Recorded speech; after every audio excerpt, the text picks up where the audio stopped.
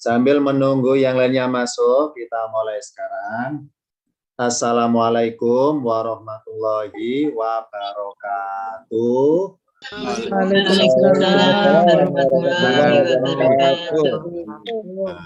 Alhamdulillahirabbil alamin. Wassalamu ala asrofil anbiya wal mursalin sayyidina Muhammadin wa ala alihi wa sahbihi ajmain. Untuk pertama kalinya kita dalam kajian tematik ini jadwalnya waktunya itu dimajukan. Biasanya jam 8 malam WIB, sekarang dimajukan jam 19.30 WIB. Kenapa dimajukan? Karena mungkin waktu Isya agak maju. Jadi teman-teman kita yang berada di Indonesia Timur, yang di Sulawesi, yang di Kalimantan, biar tidak kemalaman. Maaf ya, biar nggak kemalaman ini. Jadi maka dipilihlah waktu yang insya Allah ini kita coba untuk meneruskan waktu yang sama, yakni setiap hari Rabu malam jam 7:30 WIB. Ya, insya Allah kalau di waktu Indonesia Tengah belum kemalaman ya. Hari ini kita masuk ke dalam ruang kelas. Karena dalam rangka kuliah umum, kenapa dikatakan umum? Karena tiap Rabu malam itu yang masuk dalam ruang kelas virtual adalah umum. yakni ada dari peserta Jamaah Al-Bikinas, ada dari peserta di luar Al-Bikinas yang diundang oleh Al-Bikinas, karena sifatnya umum. Di ruang kelas tematik materi ulumul Quran, tepatnya kita membahas tentang lafadz in yang diartikan tidaklah. Nah, dengan tulisan in di sebelah kiri, agak jauh di gigi kiri ada lafadz illah. Kan kita bahas keterkaitan antara in dengan lafadz illah pada suatu rangkaian kalimat.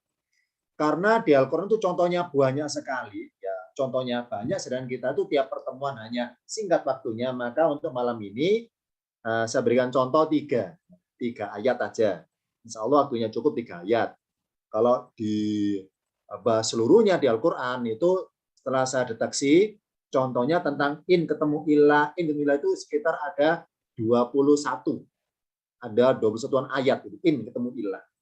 Nah, karena dari banyak itu saya milih yang ayat-ayat pilihan ya, pilihan. Pilihan siapa ya? Pilihan saya sendiri maksudnya ya. Bukan ayat pilihan itu ayat terkenal, bukan. Ayat pilihan ya pilihan saya sendiri maksudnya. Nah, kuliah umum di ruang kelas tematik materi umum Quran dengan judul in yang diartikan tidaklah, dengan ciri khasnya ketemu lafadz illah.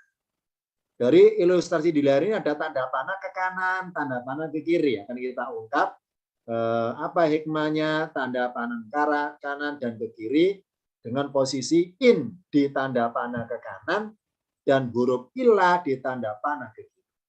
Kita buka contoh yang pertama. Kita buka dulu diagramnya ya, secara umum tentang lafadz in, diagramnya. Lafadz in atau huruf in di Al-Quran, ini kalau diteliti arti perkata setelah dikumpulkan, dirangkum, ini tuh ada 4 kategori. Yang pertama, in dinamakan huruf syarat. Nama lengkapnya harfu syartin. Istilah harfu syartin atau huruf syarat ini istilah dipelajari di tingkatan materi paket 4. Paket 4 ya. Karena di lembaga Al-Bikinas itu pelajari melatih itu berjenjang, paket 1, 2, 3 sampai 10 ke atas. Paket 4 mempelajari tentang syarat dan jawab. Huruf-huruf syarat dipelajari di paket 4. In kalau dinamakan huruf syarat, apa sih syarat? Ya, ini huruf bermaksud sebab.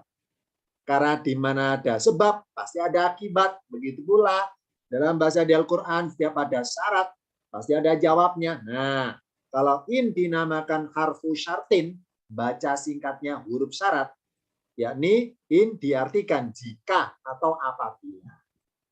Yang kedua, in di Al-Quran juga bisa bernama harfu nafyin. Baca singkatnya huruf nafi. Apa huruf nafi? Huruf bermaksud menyangkal. Nah, karena bermaksud menyangkal, maka in diartikan tidaklah. Sebetulnya arti singkat tidak juga boleh, supaya tidak kaku saya tambahin lah, tidaklah. Yang ketiga, in di Al-Quran dinamakan namanya juga disebut sebagai huruf taukid, nama lengkapnya harfu taukidin, huruf taukid. Apa sih taukid?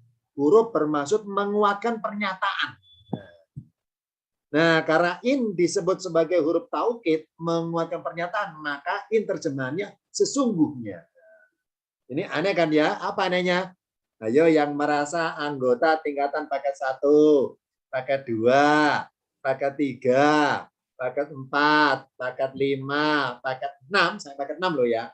Itu selalu mendapatkan info dari ustadznya masing-masing bahwa kata kalau artinya sesungguhnya, lafadznya inna, benar kan ya? Innalladzina kafaru, inna sesungguhnya, atau alif hamzahnya di atas anna, hamzah di atas alif maksudnya anna, inna sesungguhnya, anna sesungguhnya. Itu biasanya kan tulisannya inna anna, yakni nunnya bersida pertasdid. Ternyata di Al-Quran ada juga lafadz in yang nunnya hanya sukun tapi artinya sesungguhnya. Nah, pelajaran mengenai in diketahui artinya sesungguhnya itu dipelajari ketika tingkatan paket 7. Paket 7 mengupas tentang perubahan tanda baca, perubahan harokat, dan mengurai kata-kata yang disingkat-singkat. Misalnya inna disingkat in. Nah, ini contohnya anna disingkat an. Ya. Sama di sini.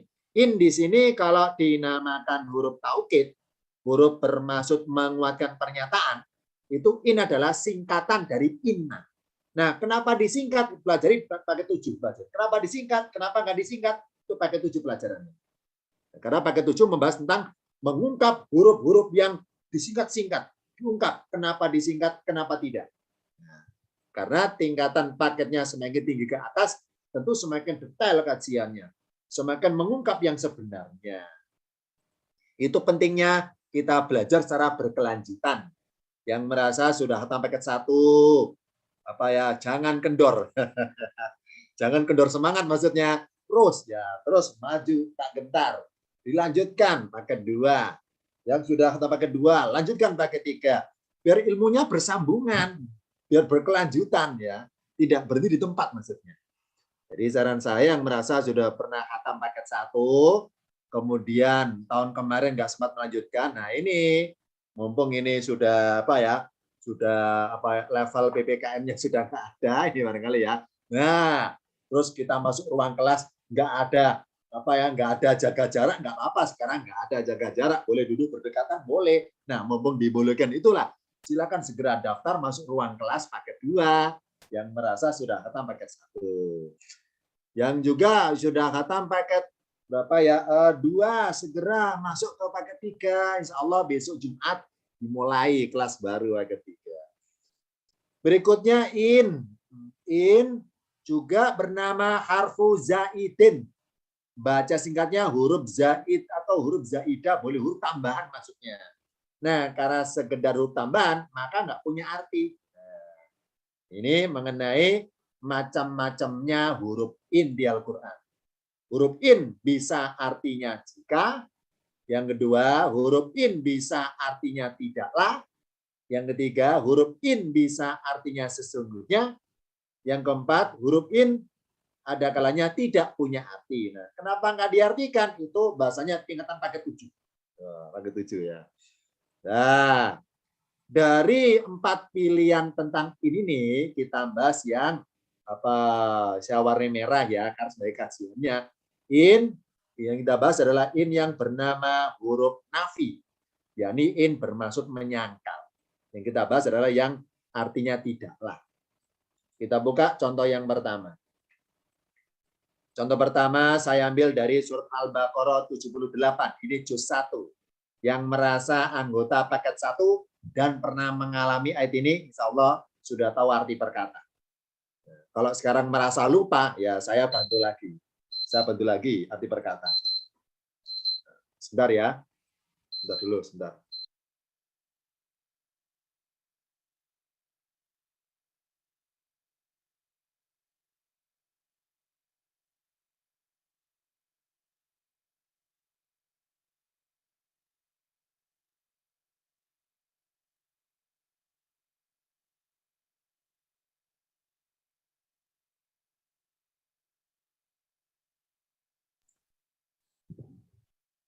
Maaf ya, ada kendala teknis sebentar karena penting tadi barusan. Saya baca arti perkata. Wa minhum ini jumlahnya 3 kata. Dan dari sebagian mereka. Masih ingat kajentang min ya? Min ada bisa artinya dari. Yang kedua, min bisa artinya dari sebagian. Ini contohnya. Di sini min artinya dari sebagian. Mana cirinya? Min ketemu kata berikutnya. Nah, kata berikutnya bermaksud bentuk jamak atau jumlah orangnya banyak. Minhum dari sebagian mereka. Contoh minan nasi dari sebagian manusia. Minal ladina dari sebagian orang-orang yang. Wa minhum dan dari sebagian mereka. Hum ini siapa? Dalam tema ayatnya tentang Bani Israel. Bani Israel tepatnya dalam kurung khususnya mereka yang beragama Yahudi. Wa minhum dan dari sebagian mereka ummiyuna. Dalam kurung ada orang-orang yang buta huruf. Tingkatan paket 1 dikenakan oleh ustadznya masing-masing. Tanda orang-orang jumlahnya banyak, akhirnya wawunun. Ummiyuna orang-orang yang buta huruf. Lanjutannya, karena buta huruf maka otomatis layak lamunal kitabah. Mereka tidak mengetahui Alkitab. Di sini kitab mana ini maksud? Ini kitabnya Bani Israel maksudnya. Ya, ini kitab Taurat karena ayatnya berasal kepada orang-orang Yahudi di Madinah waktu itu. Layak lamunal kitabah, mereka tidak mengerti Alkitab. Illa kecuali arti bebasnya melainkan amania angan-angan. Arti kasarnya kebohongan, arti aslinya angan-angan. Wa inhum, nah ini di sini in artinya tidaklah. Wa inhum dan tidaklah mereka illa kecuali atau melainkan ya dunnuna mereka menduga-duga. Yang merasa anggota paket 1 yang pernah mengalami Al-Baqarah ayat 46 ya, 4546 tentang profilnya sholat khusyuk, orang sholat khusyuk ya. Illa alal khosyi'in. Apa berikutnya? Alladzina yadununa annahum mulaqu rabbihim. Nah, di Al-Baqarah ayat 40-an, 4546 ya waktu itu, yang merasa mengalami Al-Baqarah 1, ada kata yadununa karena tentang orang-orang yang sholat khusyuk, maka di ayat 4645 itu yadununa diartikan mereka meyakini. Sedangkan di ayat 78 ini yadunun artinya mereka menduga-duga. Ini kalau dilihat dari lafadznya sama-sama yadununa. Sama-sama yadunnuna. Ya, di Al-Baqarah 46 misalnya yadunnuna mereka meyakini. Di Al-Baqarah 78 yadunnuna mereka menduga-duga. Aneh kan ya, lafadznya sama tapi artinya beda. Padahal menurut bahasa Indonesia namanya meyakini dengan duga-duga kan beda kan ya. Kalau meyakini pasti, kalau duga-duga belum pasti. Itu kan bahasa Indonesia ya. Tapi kenapa di Al-Quran kata-kata meyakini, kata-kata duga-duga itu lafaz cuma satu. Lafaz cuma satu lafaznya. Nah, jawabannya adalah ini menurut bahasa di Al-Quran. Hakikatnya loh ya hakikatnya. Ya dununa kalaupun diartikan meyakini, orang ketika meyakini, misalnya saya meyakini, maka orang lain menilai saya, menganggap saya dianggap menduga-duga. Dan sebaliknya, seseorang ketika menduga-duga, itu hakikatnya adalah menurut keyakinannya sendiri. Nah, makanya, donna yadunnu, kata kerjanya di Al-Quran.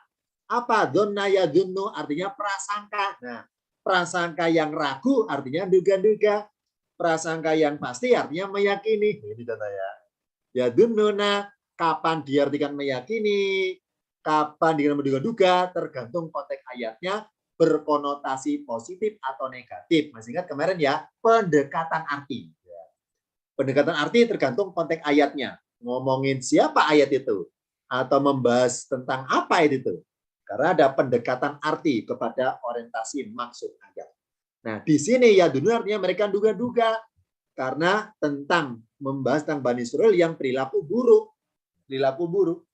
Sedangkan ayat 4546 tentang orang-orang yang sholat khusyuk, ya kan hal kebaikan kan ya. Ya dulu artinya mereka meyakini. Mereka meyakini. Nah, ini perbedaan arti meskipun lafadznya sama. Sekarang kita bahas yang tulisan warna merah ini. Wa inhum, dan tidaklah mereka. In di sini diartikan tidaklah. Arti aslinya jika, tapi diartikan tidaklah. Mana cirinya kalau in diartikan tidaklah? Jawabannya adalah karena agak jauh dikit ke kiri adalah fatilah. Nah, ciri-ciri seperti ini, kunci-kunci seperti ini dipelajari tingkatan paket 1. Karena paket 1 misinya ustadznya masing-masing adalah mengenalkan kunci-kuncinya, ciri-cirinya untuk memudahkan mengenal suatu kata, kenapa berubah artinya, ada ciri tertentu. Nah, ciri-ciri itulah dikenalkan semenjak paket 1. Yang merasa anggota paket 1 pasti insya Allah ya oleh ustadznya masing-masing dikenalkan. Ini di sini artinya apa? Tidaklah. Mana tandanya? Ini tidaklah. Karena ada ilah. Itu pas seperti ya kata semacam seperti itu. Nah, ini kata yang pernah kita terima dari ustadz masing-masing bahwa in di sini dirikan tidaklah karena ada lafadz ilah. Oh, berarti adanya ilah dan lafadz in saling berkaitan. Kita buka, kita bahas tentang hikmahnya memakai kata penyangkal lafadz in, kok nggak pakai kata penyangkal lafadznya la. Contoh ini kita lihat ya, di tengah-tengah ayat berbunyi la ya'lamuna, mereka tidak mengetahui. La kan tidak ya. Nah, ini aneh ayatnya apa anehnya? Jadi ayatnya tidak berbunyi gini, tutup ayatnya walahum, misalnya pakai la ya. Walahum, dan tidaklah mereka. Atau pakai ma, wa mahum, dan tidaklah mereka. Intinya adalah dari sekian banyak huruf-huruf penyangkal, contohnya la tidak, ma tidaklah, in tidaklah. Apa hikmahnya ya? Allah dalam ayat ini menyangkalnya pakai lafadz in. Kok nggak pakai lafadz atau huruf la, lam alif la ya? Kok nggak pakai huruf la atau huruf ma, mim pakai alif, huruf ma. Kenapa pakai in ya? Nah, kita ungkap pada pertemuan kali ini agar kita semakin tersentuh atau berkesan ketika membaca ayat ini. Nggak sekedar tahu arti perkata, tapi semakin berkesan supaya ada penghayatan ketika membacanya. Di sini tulisannya wa inhum, tidak berbunyi walahum, tidak berbunyi wa mahum. Apa hikmahnya pakai lafadz in? Jawabannya kita buka pada tampilan berikut. Keberadaan lafadz in di ayat ini kalau kita pengen mundur sebentar kepada arti aslinya. In arti aslinya adalah jika. Ya. In arti aslinya itu jika. Nah, mari kita lihat arti seluruhnya. Saya baca seluruhnya artinya ya. Dan dari sebagian mereka, siapa mereka? Bani Israel di Madinah waktu itu. Dari sebagian mereka ada apa? Ummiyuna, ada orang-orang yang buta huruf. Maksudnya huruf apa? Ya, ini hurufnya kita mereka sendiri. Ingat bahwa kondisi warga Madinah yang beragama Yahudi waktu itu adalah orang Madinah pribumi itu, maksudnya itu mereka ibaratnya berdialog dengan bahasa orang Madinah gitu ya, orang Madinah. Nah, sedangkan kitab Alkitab mereka waktu itu yang dipegang oleh para ulama mereka itu Alkitabnya ini Taurat itu masih berbahasa Ibraniun, bahasa Ibrani. Jadi belum diterjemahkan ibaratnya ke bahasa Madinah. Maka setiap para ulama mereka itu berkhutbah atau berceramah ataupun tausiah sambil memegang kitab Taurat yang masih berbahasa Ibraniun, bahasa Ibrani. Itu ulama mereka, karena ulama mereka itu pandai berbahasa Ibrani, maka kitab yang masih bahasa Ibrani itu disampaikan langsung kepada jemaatnya atau umatnya secara langsung dalam bentuk langsung terjemahan bahasa setempat. Gitu. Nah, karena umatnya waktu itu nggak ngerti bunyi aslinya apa, nggak ngerti isi kitabnya apa, maka dinamakan ummiyuna. Ketidaktahuan tentang kitabnya sendiri. Ya, jangan baca kitab Taurat.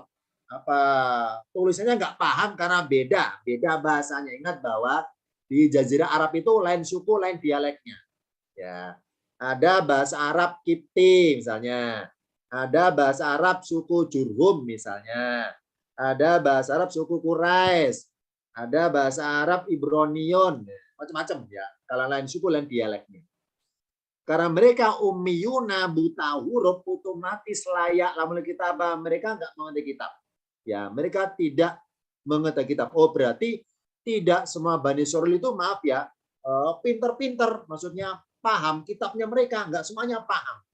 Nggak semuanya paham. Masih ada yang ummiyuna maksudnya. Masih ada yang buta huruf. Ya. Nah, kalau lafadz in diartikan jika, wa inhum, dan jika mereka tidak ummiyuna, alias mereka itu pinter-pinter semua menguasai bahasa Ibrani, mereka pinter-pinter semua menguasai bahasa kita mereka. Ini kalau Allah bilang pakai in misalnya jika loh ya. Wa in, dan jika mereka tidak ummiyuna, dan jika mereka itu tidak buta huruf, maka percuma. Maksudnya apa? Percuma bisa berbahasa Ibrani dan percuma bisa membaca kitab Taurat bahasa Ibrani. Kenapa percumanya? Karena apa yang mereka baca hakikatnya, maaf ya, tidak murni lagi tulisannya. Contoh ilustrasi gini sederhananya. Misalnya saya orang Indonesia, kitab saya Al-Quran. Al-Qurannya berbahasa Arab. Karena saya tidak paham bahasa Arab, maka saya niat kursus bahasa Arab. Kemana? Ke LPIK. LPIK Nas ya. Nah, saya kursus bahasa Arab, belajar ilmu alat. Dengan tujuan setelah saya paham bahasa Arab, supaya ketika saya buka Quran, saya tahu artinya.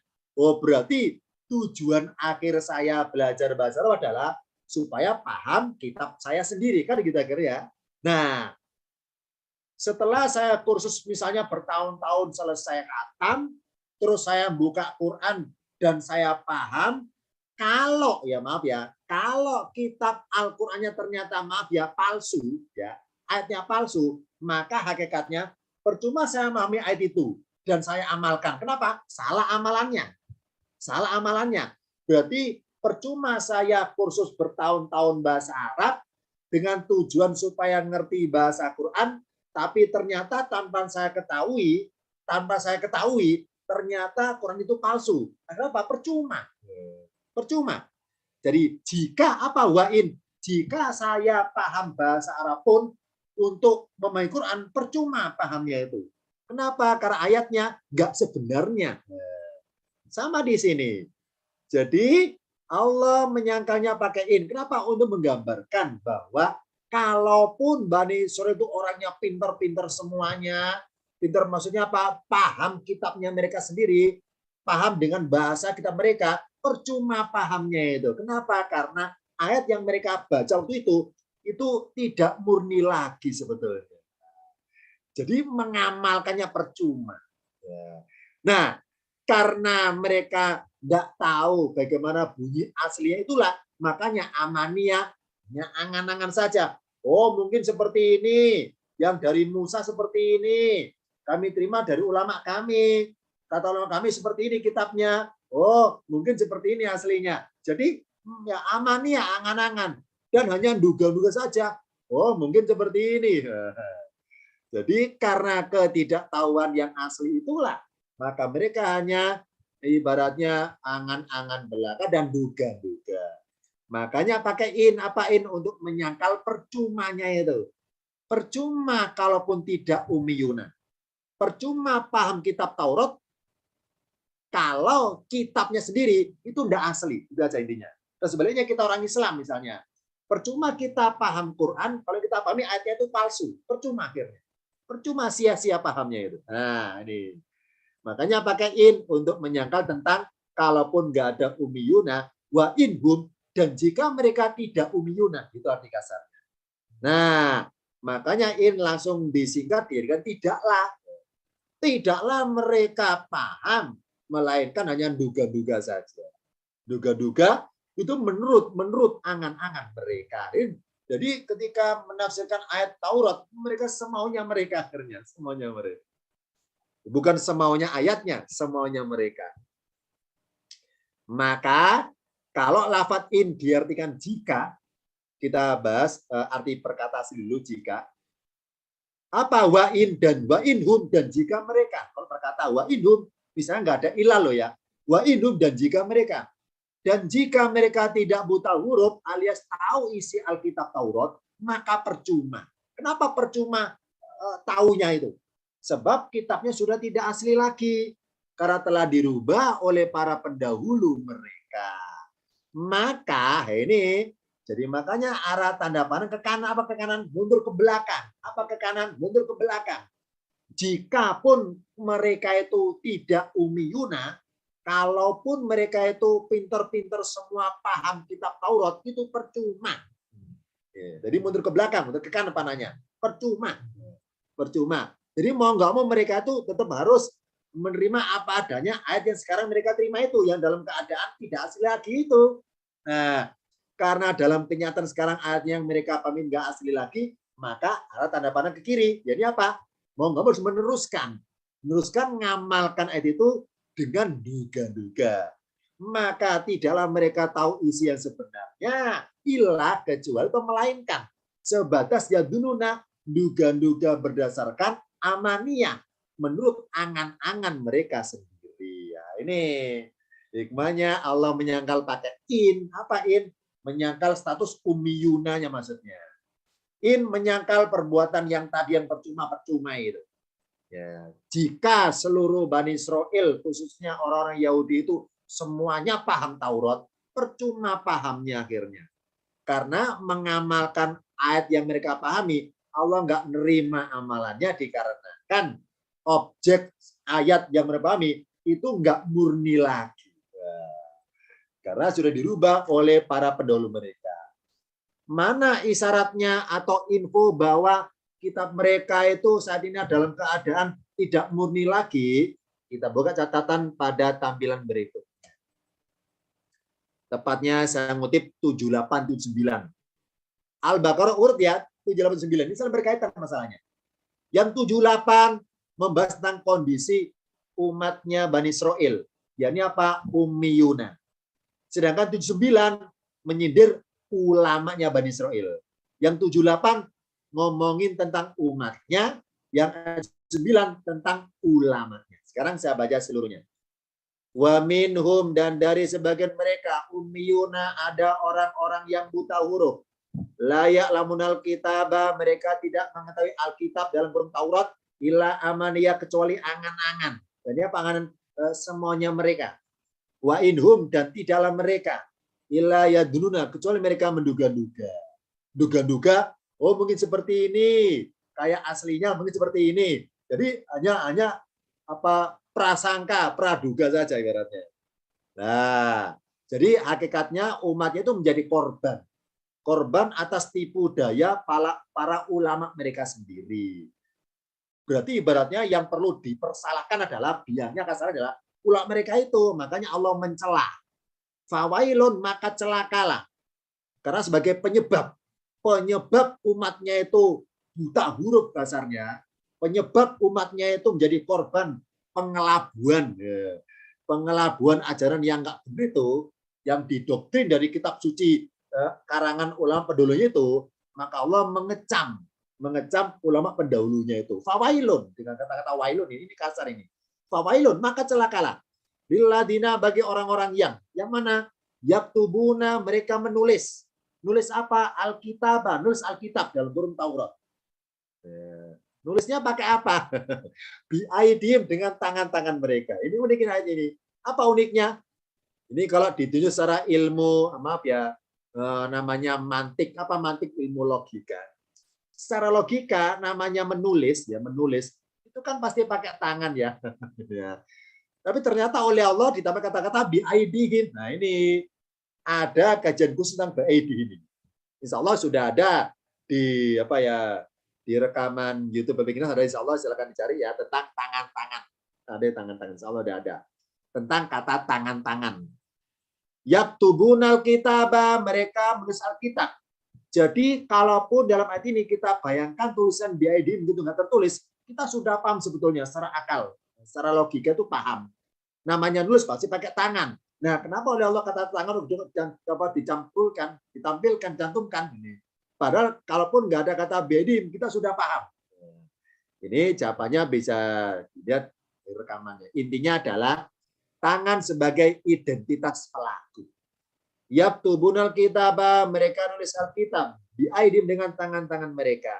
Summa kemudian yakuluna, mereka berkata di hadapan umatnya maksudnya. Hada min indillahi. Inilah dalam kurung kalamullah. Inilah kalam Allah, inilah kalam firman min indillah dari sisi Allah. Titik. Nah, tujuan mereka ngapain kok mengelabui umatnya? Lias taruh, supaya mereka membeli alias mendapatkan keuntungan maksudnya. Bihi dengannya sama kalian harga yang sedikit dibanding nanti di surga itu hakikatnya nggak seberapa sebetulnya. Fawailun, maka celakalah lahum bagi mereka mimma dari apa yang katabat aidihim. Ini kata katabat boleh diterjemahkan pasif awalan boleh. Nah, ada syaratnya, ini tinjauan paket 7 ya. Dalam paket 7 kata kerja yang aktif diterjemahkan boleh dirubah pasif, tapi ada syaratnya. Apa syaratnya? Ada ciri baca paket 7. Mimma dari apa yang telah ditulis oleh tangan mereka. Wawailun, dan celakalah lahum bagi mereka mimma yaksibuna dari apa yang mereka kerjakan. Ada garis biru. Ya, ini apa? Mereka berbuat ngapain para ulama Bani Israel? Yaktubuna, mereka menulis Alkitab. Nulisnya pakai apa? Pakai tangan. Setelah ditulis, diapain kitabnya itu? Akan diterbitkan dalam edisi terbaru. Edisi revisian kasar terbaru. Dengan mengatakan ini firman Tuhan. Yakuluna, mereka berkata ini firman Tuhan. Nah, berikutnya mereka berngapain? Yaksibuna. Mereka kerjakan. Dalam bahasa Quran, yaksibuna adalah mengerjakan sesuatu yang diikuti perasaan. Makanya dinamakan berbuat kasab. Apa kasab itu? Ikhtiar secara lahiriah, ya, amalan perbuatan fisik atau amalan perbuatan yang diikuti perasaan. Perasaan apa? Perasaan kecewa kalau gagal, nah, perasaan puas kalau berhasil. Namanya yaksibuna. Ya. Oh, berarti untuk menggambarkan begitu puasnya para ulama Bani Israel berhasil mengelabui umatnya itu, maka menggambarkan puasnya menipu orang banyak itu pakai lafadz yaksibun. Firmannya yaksibun nggak berbunyi mimma ya'maluna dari kata amila ya'malu, nggak berbunyi mimma yaf'aluna dari kata fa'ala yaf'alu, tapi berbunyi mimma yaksibuna dari kasaba yaksibu. Ya, karena banyak katarnya mengerjakan, banyak kata. Kalau yaksibuna spesifiknya adalah mengerjakan sesuatu diikuti perasaan. Perasaan puas kalau berhasil dan perasaan kecewa kalau gagal. Dia ikuti perasaan. Nah, jadi yang menarik adalah kata yaktubuna, yakuluna, dan yaksibuna. Ini tinjauan tingkatan paket 3, namanya fi'il mudhari. Apa mudhari? Bentuk sedang, bentuk modern, zaman sekarang. Oh, berarti perbuatan Bani Israel, tepatnya para ulama mereka, berbuat menulis kitab, merevisi firman Tuhan, itu masih berlangsung sampai sekarang. Terbukti firmannya pakai mudhari. Yaktubuna, sampai sekarang pun mereka sedang nulis kitab. Apa nulis? Mencari firman Allah yang sekiranya itu tidak relevan, atau kalau diamalkan itu nggak menguntungkan, maka segera dicoret, segera dihapus, diganti yang lain. Ini salah satu dari isyarat fi'il mudhari. Bukti pertama ini, maaf ya, ini pengalaman saya pribadi, tentang ayat 79. Ini maaf ya, saya cerita singkat tentang saya sendiri, nanti saya hubungkan dengan ayat 79 ini. Ayat 79 adalah menggambarkan perilaku Bani Israel, ulamanya yang berbuat yaktubuna, karena fi'il mudhari loh ya, sampai sekarang sedang nulis kitab. Yakuluna, sampai sekarang masih berkata, berkhutbah. Sampai zaman sekarang maksudnya berkhutbah, berkata di depan umatnya dengan maksud mengelabui. Yang ketiga yaksibuna, sampai sekarang ibaratnya mengerjakan, berbuat sesuatu yang tipu daya. Nah, ini ya. Saya punya teman SMP ya. Maaf ya, beliau agamanya Katolik. Teman akrab satu bangku di SMP. Dulu saya dulu alumni SMP Negeri 1 Surabaya. Nah, jadi teman akrab. Maaf ya, beliau Katolik, tapi akrab. Nah, setelah pindah sekolah, pisah bertahun-tahun, puluhan tahun, ketemu lagi tiba-tiba. Sehingga saya tahun 2004, singkat saya, 2004 ya, di Malang, Jawa Timur, ketemu ada suatu tempat ya, tempat makan, rumah makan. Nah, ketemu ini, ngobrol, saling bertukar apa ya, ibaratnya itu saling ingin tahu bagaimana keadaan terakhir ya. Nah, saya tanya, sekarang Anda di mana sekarang aktifnya? Dia, oh saya sekarang aktif di saya sekarang Januar, saya sekarang jadi frater, ya, jadi frater beliau tuh. Jadi beliau aktivis di lembaga Alkitab di Batu Malang, aktivis jadi frater. Nah ya, karena ngobrol dengan teman sendiri, maka dialognya itu maaf ya, nggak emosian, bergurau, bercanda dialog. Nah bercanda. Nah saya lalu the point saya itu, menurut Al-Quran kitab saya, itu saya nerima info dari Allah bahwa kitab Anda itu kitab yang di dalamnya itu ada perubahan dari ulama-ulama terdahulu. Nah, itu info dari Quran loh ya. Nah, apakah benar menurut Anda? Apa jawaban beliau itu? Ya, memang benar. Benar. Ini beliau cerita akhirnya. Ini saya ngutip ucapan beliau ya. Jadi di Vatikan sana, di Vatikan sana, Roma Vatikan, di Vatikan itu tiap 2 tahun sekali, tahun genap, itu ada konferensi Alkitab. Saya tanya, saya kepo pengen tahu, forumnya apa forumnya itu? Beliau cerita, forumnya adalah mendatangkan seluruh pakar Alkitab duduk satu meja. Isinya apa isinya intinya?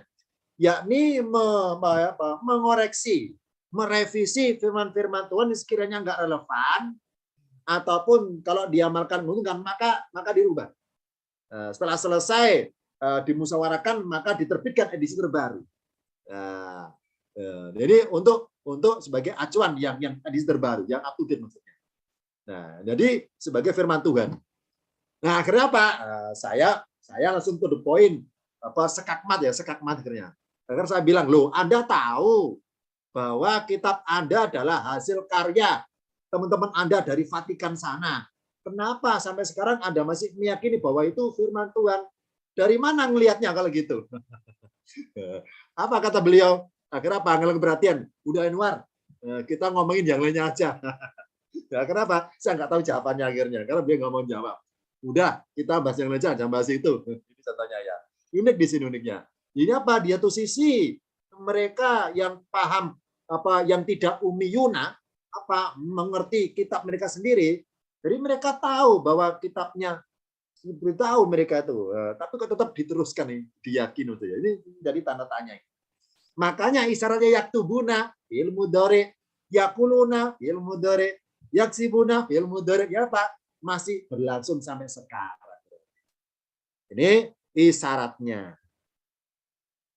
Ini tadi contoh pertama ya, tentang inhum, tentang sindiran dari Allah kepada Bani Israel bahwa jikalaupun mereka tidak umiyuna, nggak buta huruf, percuma paham kitab Taurat. Sebagaimana teman saya tadi, percuma dia paham kitab dia. Kalau yang dia pahami hakikatnya adalah hasil karya teman-temannya sendiri yang dari Vatikan sana. Percuma hakikatnya diamalkan. Nah itu loh kok masih diamalkan, ini tanda tanya. Ini tadi contoh pertama ya, sekarang kita contoh yang kedua. Surat Maryam 71. Ini mumpung belum beralih contoh kedua, yang merasa sudah 5 watt, silakan diseruput kopinya ya. Masih jam 8:10 ini. Ya, teruskan ini. Nah, contoh kedua. Malam ini 3 contoh aja. Contoh kedua. Apa tim ayatnya tentang masalah nyebrang neraka? Nyebrang neraka. Saya baca perkata ya. Surat Maryam 71. Wa in minkum, dan tidaklah ada seorang pun dari kalian illa kecuali wariduha, atau melainkan wariduha mendatanginya. Waridu ini isim fa'il ya, pasti mendatanginya. Karena adalah, atau hal itu adalah ala robbika, atas Tuhanmu, hatman magdian, ketetapan, kepastian yang ditetapkan. Hatman itu kepastian. Secara bahasa apa hatman itu? Ya ini sesuatu perbuatan yang nggak bisa dihindari secara bahasa. Itu hatman namanya. Apa hatman? sesuatu yang harus kita hadapi dan nggak bisa dihindari, nggak ada pilihan lain. Namanya hatman bahasa Arab. Hatman. Cuma dalam terjemahan bebas jadikan kepastian. Hatman maqdiyan, kepastian yang telah ditetapkan. Jadi, oh berarti semua kalian wahai manusia nanti pasti mendatangi neraka. Lanjutannya, nah ketika mendatanginya itu atau nyebrang itu bagaimana nasibnya manusia? Nah, ada yang celaka dan selamat. Summa nunaji, kata Allah, kemudian kami menyelamatkan alladzina taqau, orang-orang yang mereka telah bertakwa. Wanadaru, dan kami membiarkan adzalimina, orang-orang yang berbuat aniaya, via di dalamnya dalam keadaan jisian. Apa? Dalam keadaan berlutut. Ya, dari takluk, pasrah menerima hukuman gara-gara tidak berimannya itu. Ini Malam 71 menggambarkan tentang kepastian bahwa manusia itu tanpa kecuali nanti pasti mendatangi. Waridua mendatanginya. Nya adalah neraka maksudnya. Karena neraka termasuk mu'annas, makanya kata ganti atau domirnya pakai a. Wariduha mendatanginya. Oke, kan kita ungkap di sini mengenai wa in titik ilah, in ketemu ilah, wa in minkum, dan tidaklah ada seorang pun dari kalian melainkan pasti mendatangi. Oke, kita buka tampilan berikutnya. Untuk memahami secara utuh surat Maryam 71 itu dimulai dari Maryam 66 karena satu tema. Satu tema ini satu rangkaian tematik secara globalnya. Untuk memahami ayat 71 dimulai 66 karena saling berkaitan.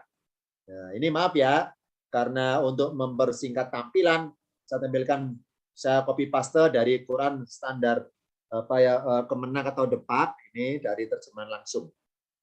Wa yaqulul insanu aidam ma mitu la saufa ukhraju hayyan. Ini arti berkata wa yaqulul insanu, dan manusia berkata aidama mitu. Ini unik ini. Ini pertanyaan yang sekarang itu bermuatan nggak percaya. Aida, kenapa? Karena ada isyarat, maaf ya karena kecil ya. Tulisan ida, hamzanya di bawah. Ida, jadi di bawah ini. Ini dalam isyaratnya hamzah di bawah nanti pengaruh. Hamzah di bawah, di atasnya pengaruh. Apa hamzah itu? Huruf penempatan derajat istilahnya. Jadi kalau hamzah di bawah maka bermaksud meremehkan. Hamzah di atas bermaksud mengunggulkan. Karena ida, i-nya hamzah di bawah, nggak pakai alif ida. Maka ida itu bermaksud nadanya itu nggak percaya. Jadi Allah bilang bahwa dan berkatalah manusia, aida, apakah jika, itu berkatakan ya, arti bahasanya betulkah apabila aku telah mati, aku telah mati, bahwa aku akan sungguh-sungguh dibangkitkan menjadi hidup kembali, apa betul? Apa betul? Ya, ini ya. Ini jadi ini menggambarkan tentang ketidakpercayaan atau iman tentang namanya akhirat. Awalayat kurun insanu anna khalaqnahu min qablu walam yaku sayyan. Ini kalau saya baca sebelah kiri. Dan di dalam manusia itu memikirkan bahwa semuanya kami telah menciptakan dahulunya. Dulunya nggak ada, sekarang ada itu loh. Masa mereka nggak mikir? Dengan besok ketika sekarang mereka mati, Allah berkuasa juga menghidupkan kembali, berkuasa. Jangan menghidupkan dulu, udah ada menjadi ada, berkuasa kok. Mengadakan berkuasa, apalagi sekedar menghidupkan. Sudah ada jasadnya ibaratnya, tinggal masukkan roh. Lebih gampang lagi ibaratnya itu. Ya. Ini. Jadi mereka yang nggak percaya bahwa nanti ada kebangkitan setelah mati itu, Allah ingatkan mengenai bahwa maka manusia nggak mikir ya, dulu ini nggak ada. Menjadi ada kan, tentunya kan Allah berkuasa mengadakan. Ini hikmahnya Allah giring kepada kata-kata anna khalaqnahu ini untuk menyangkal keraguan yang di nomor 66 ini. Lanjutannya fawa rabbika, demi Tuhanmu semuanya akan kami bangkitkan mereka bersama setan. Kenapa setan? Karena yang maksud mereka adalah mereka yang ingkar-ingkar, yang nggak percaya tentang akhirat, nggak beriman. Setan kemudian kami datang kepada mereka jalan dengan berlutut, ya takluk ya. Berikutnya, kemudian pas yang kami tarik dari golongan mereka, sangat durhaka pada Tuhan yang Maha Pemurah. Jadi ibaratnya dikeluarkan. Summa nahnu alamu. Kemudian kami lebih mengetahui. Orang yang seharusnya masuk neraka tidak mengetahui. Jadi dari ini ada gambaran in, apa in? Dan jika, perkata lo ya. Ini hikmahnya pakai in maksudnya. Dan jika, maksudnya jika apa? Jika mereka yang meragukan tentang adanya akhirat, alias nggak percaya, nggak yakin, terus nggak yakinnya itu dibawa sampai mati, dibawa sampai mati loh ya, dibawa mati, dan meyakini bahwa setelah mati itu nggak akan hidup lagi, maka percuma yang diyakini itu. Kenapa? Akan terbuktikan mereka pasti hidup lagi masalahnya. Ini wa in minkum, dan jika di antara kalian kalau ada meyakini bahwa setelah mati itu selesai, nggak ada lagi hidup, maka percuma yang seperti itu. Percuma. Kenapa? Karena akhirnya nanti mereka hidup lagi. Berarti apa? Keyakinannya meleset maksudnya. Keyakinannya meleset. Dan jika mereka tetap dalam keyakinan yang salah itu, percuma diyakini salahnya itu. Akan meleset berkira mereka. Ya ini apa? Nanti di akhirat akan Allah bangkitin lagi dan Allah paksa giring ke arah neraka supaya menyeberangi itu. Nah, jadi di satu sisi mereka meyakini bahwa nggak ada akhirat, nggak ada neraka, nggak ada kebangkitan. Di sisi yang lain Allah mengadakan neraka, Allah mengadakan akhirat.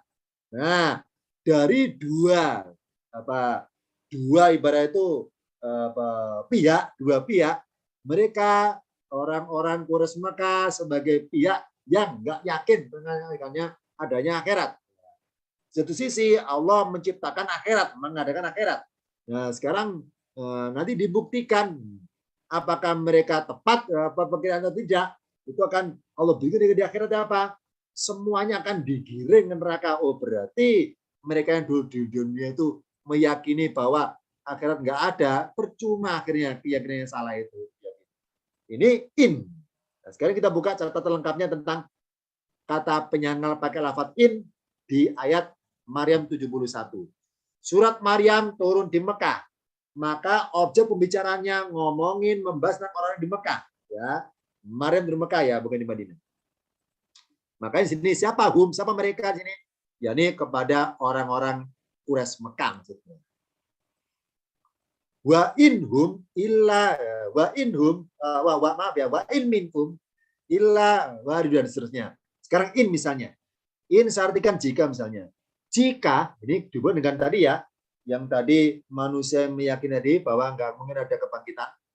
Jika ada seseorang wa in minkum, dan jika ada seorang dari kalian wahai manusia meyakini bahwa tidak ada kebangkitan setelah mati, maka percuma keyakinan itu. Karena hakikatnya keyakinan yang salah sebetulnya. Maka tidak terbuktikan keyakinannya itu nanti di akhirat. Tidak terbuktikan. Melainkan terbuktikan sebaliknya. Jadi apa? Benar-benar ada kebangkitan ternyata.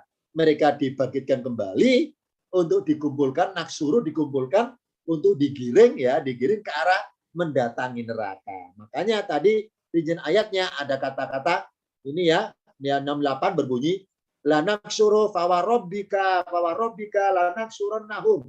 Naksuro akan kami kumpulkan, akan kami giring semuanya ke jahanam ini ya. Jadi mereka yang meyakini bahwa nanti nggak ada kebangkitan di akhirat, percuma keyakinannya itu akan meleset ya, akan meleset. Nggak akan terbuktikan bahwa mereka itu mati selamanya. Tapi akan terbuktikan adalah sebaliknya. Bukti apa? Sebaliknya itu justru akan dibangkit dan dikumpulkan. Naksuro akan dikumpulkan, berarti dihidupkan maksudnya. Dikumpulkan terus digiring mendatangi neraka. Nih, wa in ya hikmahnya kata penyangkal pakai in. Apa in? Berkata jika. Wa in minkum, dan jika ada seorang dari kalian meyakini bahwa tidak ada kebangkitan setelah mati, maka percuma keyakinannya itu, percuma. Di bab mati percuma keyakinannya ibaratnya. Karena keyakinan yang salah, menurut Allah salah. Maka tidaklah terbukti keyakinannya itu. Illa kecuali melainkan terbuktikan sebaliknya, yakni mereka dibangkitkan kembali untuk dikumpulkan, digiring ke arah waridua mendatangi neraka. Ini hikmahnya ayat kemarin di satu kata penyangkalnya pakai in, tidaklah. Nah, namanya mendatangi para mufasir menilai bahwa apa waridu itu ibaratnya kalau bahasa kita itu melihat film 3 dimensi, bahkan 4 dimensi, itu kan film ya. Sekali film 4 dimensi, ya ini apa? Ya ini terasa betul getarannya di kursinya itu. Kalaupun filmnya ada adegan menyelam ke laut, ke air, terasa betul saya kena percikan air, namanya 4 dimensi kan ya. Nah, 4 dimensi. Sama di sini. Untuk mengapa sih waridu itu waridun? Jadi melintasi sesuatu itu merasakan langsung seperti 4 dimensi ibaratnya. Ya merasakan secara terasa di kulit ibaratnya ya. Zuku zako ya zuku, merasakan langsung. Merasakan langsung. Sebagaimana ada isyarat tentang wudhu. Tentang wudhu. Ini nanti kita hubungkan dengan kemarin 71 tentang wudhu. Materi sudah ditampilkan di judul yang lainnya. Ya ayyuhalladzina amanu, wahai orang telah beriman, idza qumtum ila sholati, apabila kalian berdiri untuk dalam rangka pengen mengerjakan sholat, fagsilu, kalau perkataannya kasrah fagsilu, maka basuhlah wujuhakum, wajah-wajah kalian, wa aidiakum, dan dalam kurung basuhlah aidiakum, tangan-tangan kalian. Sampai mana? Ilal marofiki, sampai dengan siku-siku, dengan siku. Ini membasuh ya. Sekarang wa imsaku, dan usaplah birusikum, jadi rambut kepala kalian. Wa arjulakum, karena la berarti sebagai objek untuk iksilu, dan basuhlah kaki kalian. Sampai mana? Ilal ka'baini, sampai dengan mata kaki. Gitu, berarti ya. Jadi di sini wa arjulakum, kata igsilu artinya basuhlah ini menyambung juga ke lafaz arjulakum. Dan basuhlah kaki kalian. Sampai mana basuhnya kaki? Sampai dengan mata kaki. Apa? Terutama pastikan basahnya mata kaki. Ibaratnya basahnya telapak kaki itu mengarah ke atas, minimal ya, batas minimalisnya itu mata kaki kena terbasah. Dipastikan basah. Kenapa? Ini ada isyarat dari hadis Rasul. Saya buka pada tampilan berikutnya. Saya baca perkata ya, an Abdillahi, dari Abdullah, bin Amrin, dari bin Amru. Qala, dia berkata, roja'na, kami kembali. Ini maksudnya apa? Suatu hari kami kembali pulang. Ma Rasulillahi, bersama Rasul sallallahu alaihi wasallam, min Makkah ilal Madinati, dari Mekah ke Madinah. Cuma tidak diketahui dalam rangka apa, nggak ketahui dalam hadisnya. Lanjutannya, hatta, sehingga idza kunna bima'in bitoriki, sehingga di pertengahan jalan ketika kami tiba di tempat yang ada airnya, ta'ajjala qaumun indal asri, maka kami dapati sekelompok manusia dalam keadaan ta'ajjala, cepet-cepetan, tergesa-gesa mengambil fatawaddu ya, mengambil wudu karena waktunya asar hampir habis ya. Wahum ijalun fantahaina ilahi. Wahum ijalun, dari dalam kondisi cepet-cepet tadi itu. Maka ketika fantahaina, maka kami menghampiri mereka. Jadi Rasul dan para sahabat rombongan sedang OTW dari Makkah ke Madinah, tengah jalan ketemu sekelompok orang ingin sholat berjamaah, ibaratnya sholat ya, ingin sholat berjamaah dan asar mau habis. Ya. Karena memang abdolnya asar itu maksudnya apa? Maaf ya, makruh. Makruh kalau dilaksanakan di akhir waktu, makruh asar itu. Asar makruh di akhir waktu. Maka abdolnya disegerakan ya, asar itu. Nah, karena waktu habis, asarnya mau habis, maka mereka demi mengejar waktu supaya nggak cepat habis, wudunya dicepetin akhirnya. Kenapa? Asal-asalan basuhnya. Asal-asalan. Akhirnya Rasul melihat beberapa orang itu wudunya asal-asalan. Rasul komentar akhirnya. Ini masih cerita ya, masih cerita.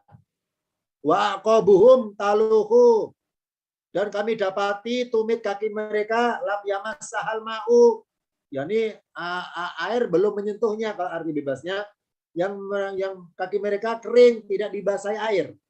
Kalau Rasulullah SAW, maka Rasulullah SAW berkata atau menegur.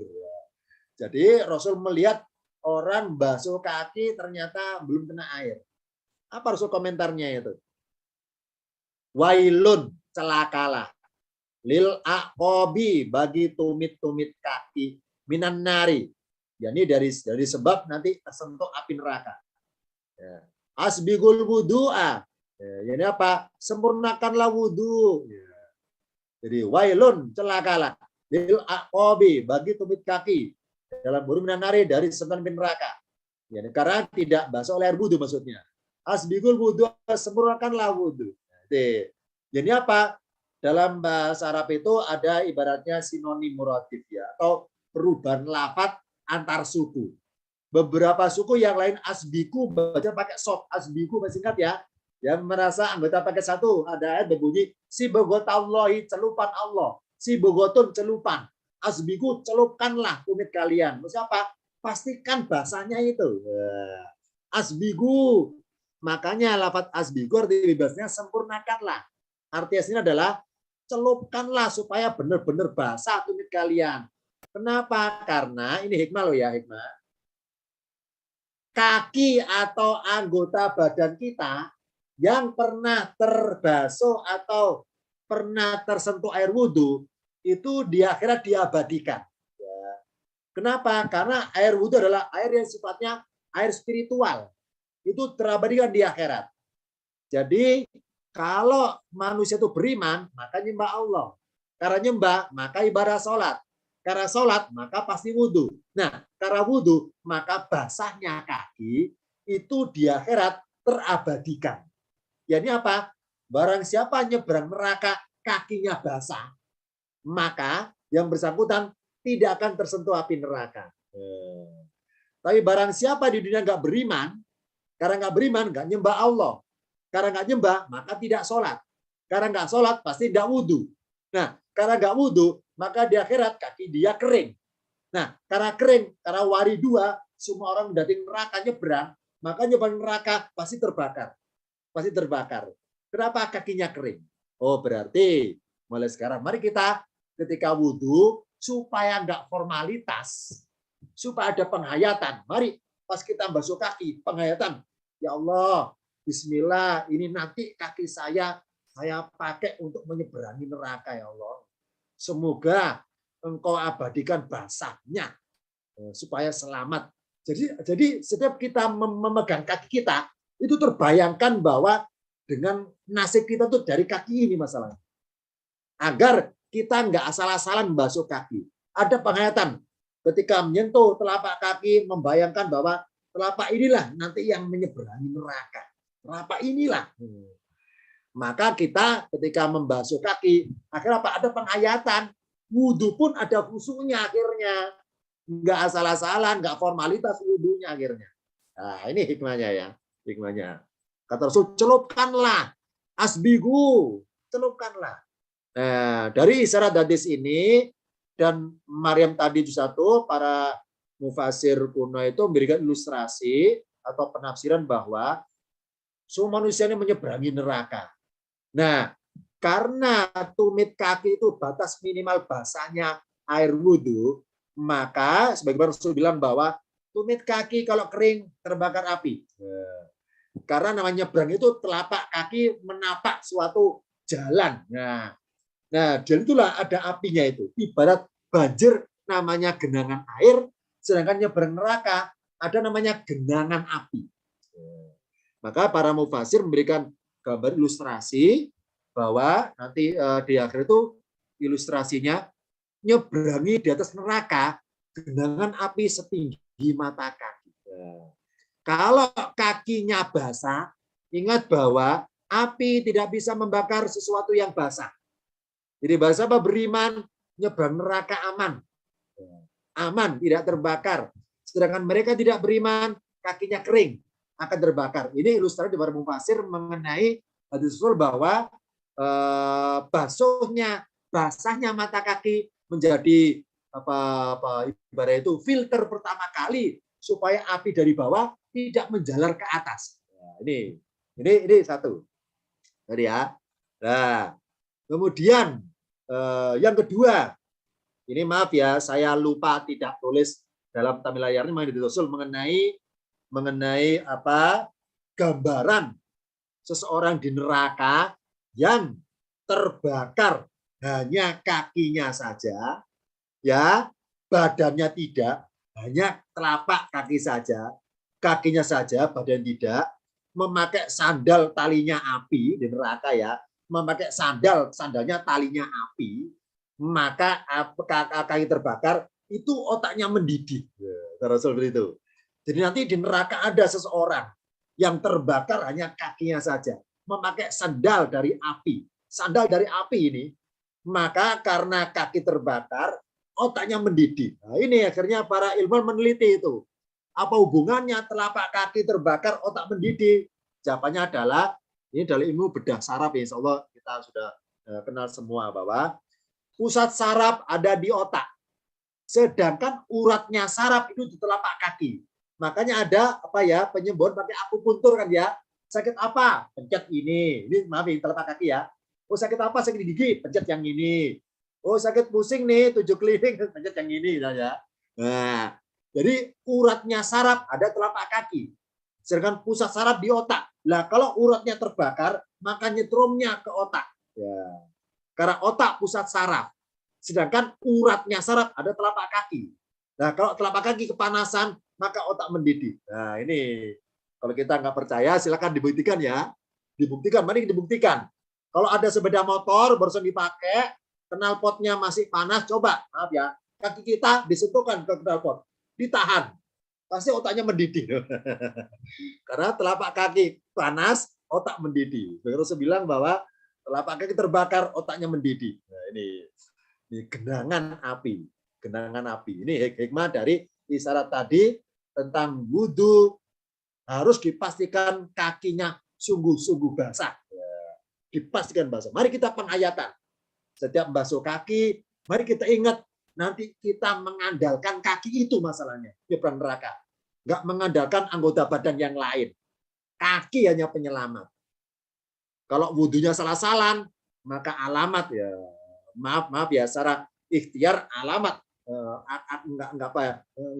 enggak akan selamat dengan dari api itu kalau asal-asalan. Supaya wudhu tidak formalitas. Itu tadi contoh kedua ya tentang ayat Maryam 71 bahwa tanpa kecuali semua manusia pasti berada neraka. Cuma bedanya adalah menyeberangnya ada yang merangkak, ada yang berjalan, ada berlari, ada yang terbang, macam-macam tergantung amalun solihun ya. Tergantung amilus solihatinya itu. Ya, ini hikmah dari surat 71. Sekarang contoh terakhir. Surat Yasin 15. Silakan diseruput kopinya ya yang sudah 25 watt. Ini contoh terakhir ini. Tema ayatnya tentang adegan kisah. Kisah zamannya Nabi Isa alaihissalam yang ceritakan surat Yasin. Saya baca singkat ya. Kalau mereka berkata, mereka siapa? Penduduk negeri Antioquia dalam kisahnya. Berkata pada siapa? Kepada utusan Nabi Isa. Nabi Isa domisili di Yerusalem. Mengutus murid-murid beliau menuju ke negeri Antioquia. Nanti saya mendengar petanya ya. Di mana Antioquia itu? Sebenarnya petanya nanti. Kalau mereka berkata, mereka siapa? Penduduk Antioquia. Berkata pada siapa? Kepada utusan Nabi Isa. Ma'antum, tidaklah kalian bertiga itu sebagai utusan Tuhan. Illa kecuali melainkan hanya basarun, seorang manusia biasa. Misluna, seperti kita ini, seperti kami. Wama anjala rohmanu, dan tidaklah yang maha pengasih menurunkan minsain sesuatu apapun sebagai bukti bahwa kalian itu seorang utusan. Gitu ya. In antum, tidaklah kalian itu seorang utusan. Illa melainkan kalian itu ngaku-ngaku saja berdusta, pengen membohongi kami, ngelabui kami bahwa kalian seorang utusan. Intinya ke sana.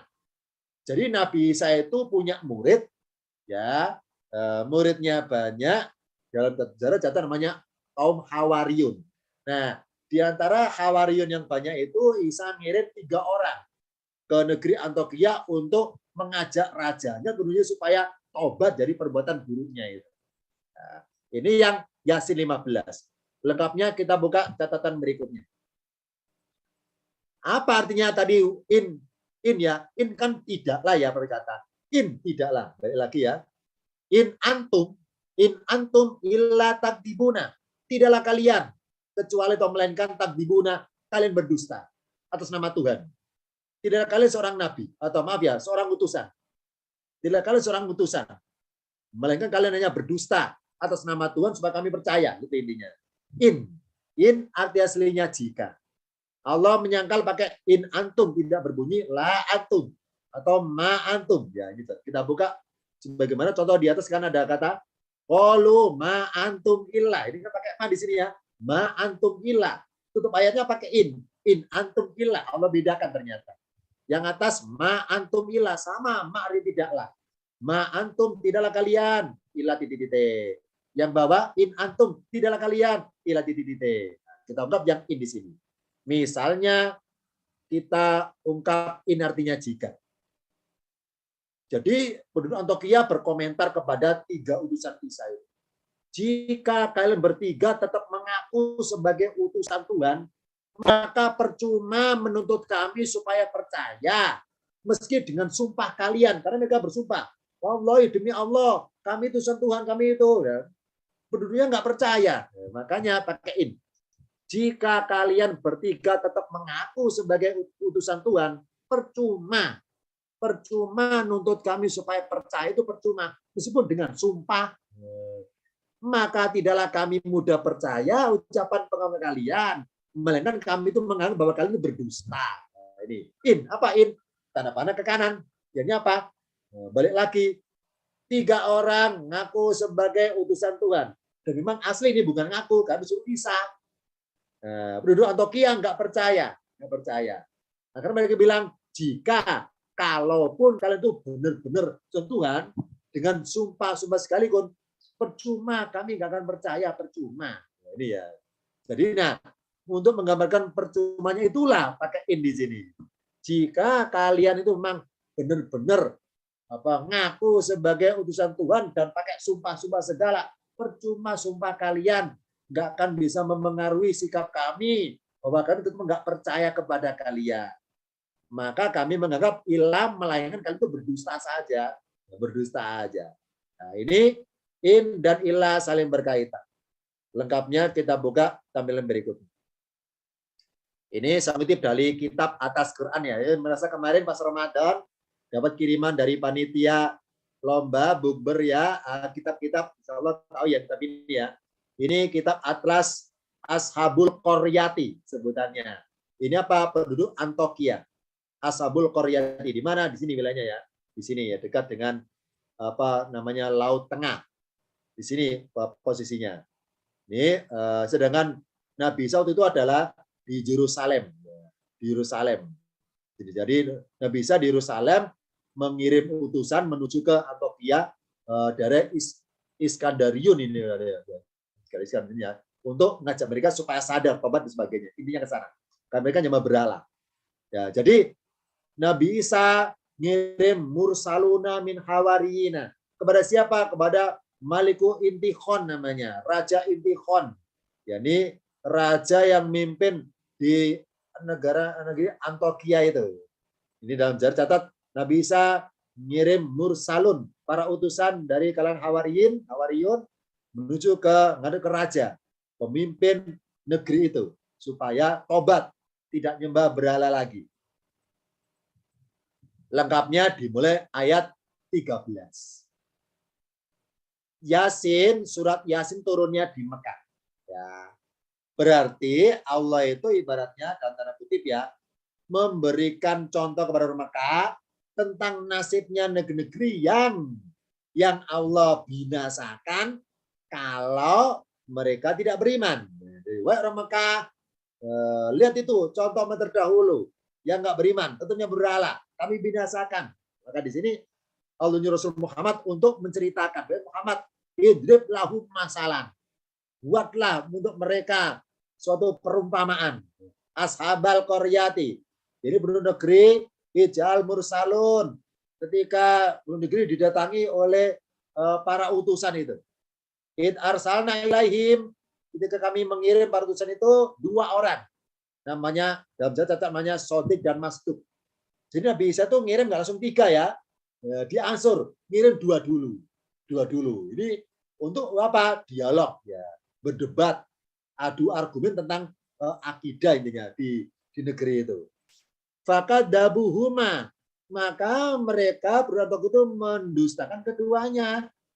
Fa'azzazna bi tsalitsin, maka kami kuatkan dengan ngirim satu lagi. Dalam sejarah namanya Syam'un ya, Syam'un. Jadi karena 2 orang itu ibaratnya apa dalam dialog dengan mereka itu ternyata kurang kuat, nah bisa ngirim lagi 1 orang, Syam'un namanya. Bisa lisin. Faqalu, maka bertiga mengucapkan, inna ilaikum mursaluna. Sesungguhnya kami ini adalah kami ini para utusan untuk kalian. Ayat 13 nadanya memberitakan bahwa Muhammad coba cerita pada orang Mekah tentang negeri Antioquia. Bahwa kami pernah ngirim Rasul untuk mereka. 13 bernada memberitakan ayat. Yakni memberitakan kepada orang Mekah bahwa ada negeri namanya Antioquia yang bernasib mengenaskan. Lah, orang Mekah kalau niru mereka, itu bernasib sama nanti. Memberitakan. Yang kedua, bernada meyakinkan. Yakni apa? Setelah Nabi Isa ngirim 3 orang di hadapan raja itu, maka pakai kata-kata taukid menguatkannya, inna sesungguhnya kami. Taukid ya. Pakai menguatkan pernyataan, sesungguhnya kami adalah mursaluna ilaikum. Kami adalah para utusan untuk kalian. Ini meyakinkan, supaya meyakinkan. Ternyata reaksi penduduknya itu ya tetap nggak yakin. Kalau mereka berkata, ma'antum, ini 15 tadi ya, tidaklah kalian itu seorang utusan, para utusan, melainkan basarun misluna, manusia biasa kayak kami. Kalian nggak ada tanda-tanda kenabian, nggak ada tanda-tanda kerasulan, nggak ada. Wa ma anzal rahmanu min sa'iin, dan Allah maha pemurah itu tidak menurunkan sesuatu apapun. In antum, tidaklah kalian melainkan hanyalah kalian berdusta saja. Qalu, akhirnya apa? 3 orang berkata, 3 orang itu utusan Isa, Robbuna, ini sebagai sumpah Robbuna, demi Tuhan kami. Qalu, mereka berkata, Robbuna, ini Tuhan kami. Tuhan kami itu mengetahui sungguhnya kami itu para utusan untuk kalian. Ini sumpahnya di sini aja sumpahnya. Nah, dengan kata Robbuna, maksudnya apa? Buktinya asasnya Tuhan kami nih. Kami itu nggak berdusta. Buktinya adalah asasnya Tuhan kami nih. Demi Tuhan kami. Jadi Robbuni suatu lafaz bernada sumpah, bermuatan sumpah. Maka bermaksud memastikan. Oh, berarti dalam adegan peristiwa ini, ketika Allah nyuruh Nabi Isa ngirim utusan kepada negeri Antioquia, itu secara bertahap ngirim 2. Kemudian ngirim 1 lagi jadi 3. Nah, pertama adalah ayatnya 13 memberitakan bahwa Nabi Isa ngirim utusan kepada Ashabul Qaryati. Memberitakan. Nah, wahai orang Mekah, ini ada berita ini seperti ini beritanya. Kalau kalian bersikap kayak orang-orang Antioquia, padahal sudah ada Rasul Muhammad di negeri kalian, kalau kau mendustakan Rasul itu, maka kalian akan bernasib sama dengan negeri Antioquia yang sudah dikirimi Rasul. Yang kedua, meyakinkan bernada ayatnya. Wahai orang-orang Quraisy Mekah, ya, utusan Isa yang dulu pernah dikirim ke negeri Antioquia, itu bertiga itu sungguh serius mengakunya sebagai utusan Isa. Terbukti pakai inna sesungguhnya kami. Karena meyakinkan dengan berbagai bukti-bukti, dengan berdebatnya itu rajanya kalah sebetulnya. Kalah itu rajanya, berdebatnya itu. Nah, dengan bayinatun, dengan keterangan yang jelas, ternyata tetap nggak mau diimani, padahal sudah kuat itu, sudah meyakinkan bahwa seorang Rasul, tetap aja nggak diakui oleh Raja Antioquia. Wahai orang Makkah, ini Rasul bilang ibaratnya, saya seorang Nabi, seorang Rasul, dengan berbagai bukti yang saya punya. Kalau kalian itu tetap nggak mengakui sebagai Rasul, berarti kalian itu sama dengan orang Antioquia yang sudah utusannya bersumpah pakai inna sesungguhnya, sudah pakai inna, ternyata tetap kalian nggak percaya, berarti kalian seperti Antioquia, nggak mempercayai aku sebagai Rasul. Kalau aku sudah meyakinkan kepada kalian dengan berbagai bukti-bukti itu. Kemudian yang ketiga, bernada memastikan. Makanya pakai sumpah. Sumpah. Ya. Usul juga seperti itu intinya. Jadi nadanya memberitakan, kemudian meyakinkan, kemudian memastikan. Nah, ketiga cara Allah menampilkan ayatnya seperti ini dalam kisah Nabi Isa ini ada hikmah sebagai isyarat bahwa Allah, begitu pula Allah ketika Allah mengenalkan sifat pengampunnya. Pertama apa? Kepada orang Islam, baru Islam memberitakan ini bagi yang belum kenal, Allah adalah Ghafirun, yang mengampuni. Wahai orang Islam yang masih ragu apakah Allah itu masih bersedia mengampuni dosa berulang-ulang, maka berada meyakinkan bahwa Allah itu Ghafurun, terus-menerus mengampuni, berkali-kali mengampuni, bersedia. Yang ketiga, wahai orang Islam yang putus asa, yang merasa dosanya besar, banyak, merasa mustahil diampuni, ingat bahwa Allah memastikan ini, Allah itu Ghafarun, sangat ahli mengampuni. Ya, ini ya. Yang merasa anggota paket 4 tahu istilah ini ya. Ghafirun isim fa'il, yang mengampuni. Ghafurun sifat musabaha, terus-menerus mengampuni.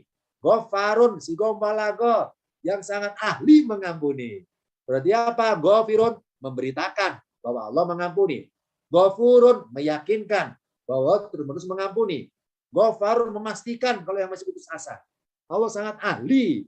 Namanya ahli berarti serumit apapun dosanya, Allah akan mengurai, ya, melunturkan, menghapus, namanya Ghafarun. Jadi memberitakan, meyakinkan, dan memastikan. Terakhir kesimpulannya adalah hikmahnya kenapa Allah itu menyangkal pakai lafaz in, adanya huruf in kalau diartikan tidaklah itu berunsur menyangkal sesuatu yang percuma, yang jika tersebut tetap diadakan. Kalau tadi kan ya, misalnya Allah bilang bahwa dari sebagian Bani Israel ada yang buta huruf. Karena buta huruf maka nggak paham kitab Taurat. Gitu. Jika, ini kan jika semua Bani Israel itu pinter-pinter, nggak ada yang buta huruf, maka percuma pinternya itu. Percuma paham kitabnya. Kenapa? Karena kita sudah ada perubahan. Tidak murni lagi. Jadi menyangkal sesuatu yang diadakan percuma itu. Ini yang pertama. Yang kedua, tentang orang yang meyakini bahwa manusia setelah mati, ya mati. Nggak ada kebangkitan akhirat, nggak ada neraka, nggak ada akhirat. Maka keyakinan yang salah itu percuma diyakini terus percuma. Nggak akan terbuktikan bahwa nanti nggak ada kehidupan. Pasti ada kehidupan setelah mati. Dan sebagai bukti ada neraka, akan digiring mendatanginya ke sana. Makanya kata mendatangi, baru siapa yang neraka, Allah giring mendatangi neraka, melihat betul bagaimana nerakanya itu. In menyangkal sesuatu yang percuma yang diyakini salah itu. Yang ketiga, tadi ya, ucapan 3 orang utusan Isa kepada Antiokhia tadi ya. Jadi penduduk Antiokhia menyangkal, wah kalian bertiga, kalian kalaupun ngaku sebagai utusan dengan sumpah sekalipun percuma. Kami nggak akan percaya kepada kalian, percuma. Akhirnya singkat cerita, karena mereka tetap menganggap percuma, nggak percaya, maka dalam kisah itu ya di surah Yasin ya, ila soihatan wahidatan. Allah ngutus Jibril untuk meniup. Dalam kisah itu para Basir bilang meniup. Jadi tiupan Jibril ibaratnya merobohkan mereka ibaratnya. Jadi Allah kirim adab berupa tiupan, teriakan Jibril. Jadi teriakan sekali teriakan. Jadi teriakan suara keras bermuatan hawa tiupan yang kencang sekali maksudnya. Soihatan wahidatan ya. Sekali teriakan langsung mereka wah jadi tersiksa. Ini akibat buruk karena mereka menganggap percuma. Percuma Isa ngutus kepada kami itu percuma, nggak akan percaya kami itu. Nah, karena meremehkan utusan Allah itulah Allah kasih adab berupa teriakan soihatan wahidatan. Jadi ini hikmah dari lafaz in sebagai kata penyangkal tidaklah. Makanya satu paket in tidaklah dengan ila di sini setelah menyangkal percuma ke kanan loh ya, ke kanan, maka menggambar ke kiri. meneruskan hal yang begini ini dengan keterpaksaan ya, dengan melainkan, kecuali, melainkan dan seterusnya. Ini singkat dari kesimpulan hikmahnya in diartikan tidaklah. Demikian materinya untuk pertemuan kali ini.